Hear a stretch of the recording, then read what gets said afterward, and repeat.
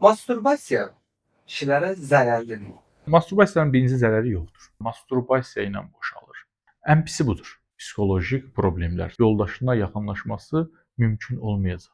Bu gün uroloq, androloq, uzman cərrah Bəxtiyar Hüseynovun qonağıyıq. Doktor necəsiniz? Sağ olun, siz yaxşı olun. Xoş gördük. Doktor, yetkinlik devri keçirdən gənclərimizdə əslində bir dənə sual maraqlandırır. Ona görə bu nüansa toxunuram. Masturbasiya kişilərə zərərlidir. Hər zaman belə bir deyim var. Deyir, hər bir şeyin çoxu zərərlidir. İlk öncə subay bir insanın masturbasiya etməsi həftədə bir dəfə və ya 2 dəfə bu normal çərçivəsində sayılır. Amma mən ən çox yanıma gələn xəstələrdə onların yoldaşları bunları ifadə edir ki, doktor, bunlar mənlə deyil də əlaqədə olduğunda masturbasiya ilə boşalır.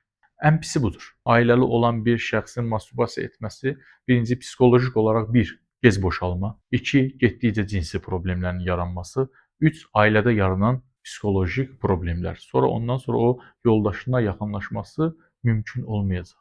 Ona görə ailəli insanlara biz bunu yasaqlayırıq əslində, amma gənclərə həftədə 1-2 masturbasiya etməsini əlbəttə ki, zərərli görmürük. Doğru.